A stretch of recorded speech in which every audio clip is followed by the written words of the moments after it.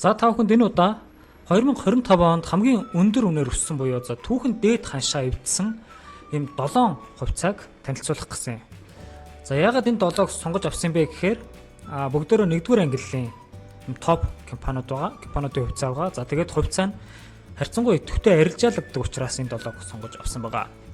Зөөр бас 2-3 шиг компани хувьцаа энэ онд түүхэн дээд ханшаа эвдсэн. Тухайлбал нэмэх энэ дээр MGL, Aqua, Invesco гэх мэт. За эхний компани бол CEO буюу Premium Nexus 25 оны 11-р сарын 11-ний өдөр за өчигдөр 306 төгрөгөөр хаагдсан. За 12-нд бол үүнээсээ ч бас дээшээ өсч хаагдах байх. Тэгвэл энэ оны хамгийн бага үнэ бол 171 төгрөгтөр байсан байна. За доор нь тухайн үнүүддээ хүрж байсан огноо нь байна. Жишээлбэл 306 гэдэг маань 11 сарын 11-ний үн. За тэгвэл 171 буюу хамгийн бага түвшин энэ оны хувьд 25 оны 3 сарын 26-нд тохиолдсон байна. За мэдээж ногооноор бол түүхэн дээд ханшийг нь за улаанаар бол 25 оны хамгийн бага ханшийг нь. За ингэхдээ хаалтын ханшаар нь авсан байгаа шүү. Хоёр дахь компани бол Хаан банк 1338 төгрөг түүхэн дээд ханш нь 11-р сарын 5-нд тохиолдсон бол энэ оны хамгийн бага нь 1037 төгрөг 25 оны 4-р сарын 9-ний өдөр тохиолдож байсан байна.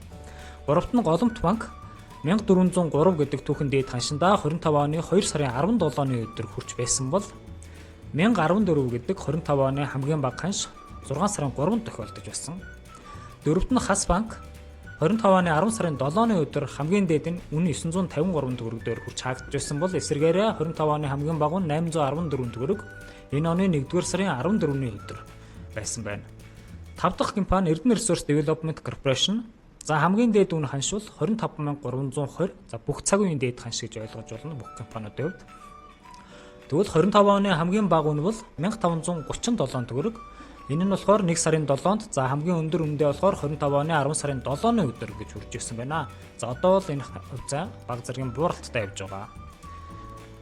За 6 дахь компани Lendman бүх цаг үеийн дээд ханш 180 төгрөгтөө 25 оны 2 дугаар сарын 17-ны өдөр хүрч байсан бол эсвэргээрээ 25 оны хамгийн бага үн бол 138 төгрөг дээр 25 оны 4 сарын 9-ний өдөр ингэж буурж байсан байна. За 7 дахь компани бол 5 толгой хувьцаат компани. За 36240 төгрөг 25 оны 2 сарын 18-ны өдөр ингэж хүрч хаагдсан бол эсвэргээрээ 25 оны хамгийн бага үн бол 22440. За энэ маань болохоор 25 оны 4 сарын 9-ний өдөр тохиолдож байсан байна.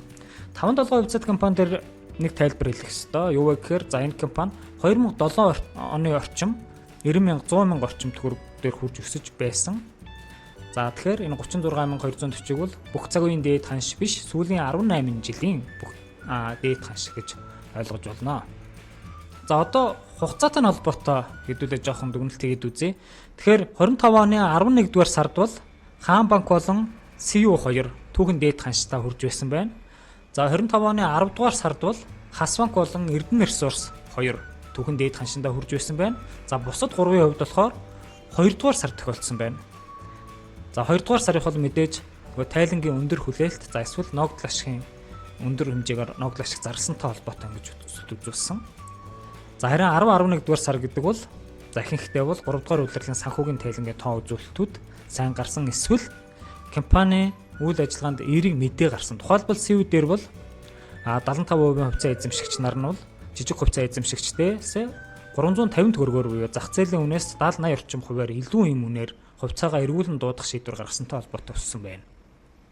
За эсвэргээр хамгийн их буурсан буюу за 25 оны хамгийн их бууралтай байсан хугацаа гэх юм бол 25 оны 4-р сарын 9-ний өдөр Lend болон 5 толгой 2 мөн Хаан банк энэ 3 болохоор яг 4 сарын 9-ний өдөр нэг өдөр энэ 25 оныхоо бүх цаг 25 оныхоо хамгийн бага үнийн түвшинд хүрч буурж ирсэн байна.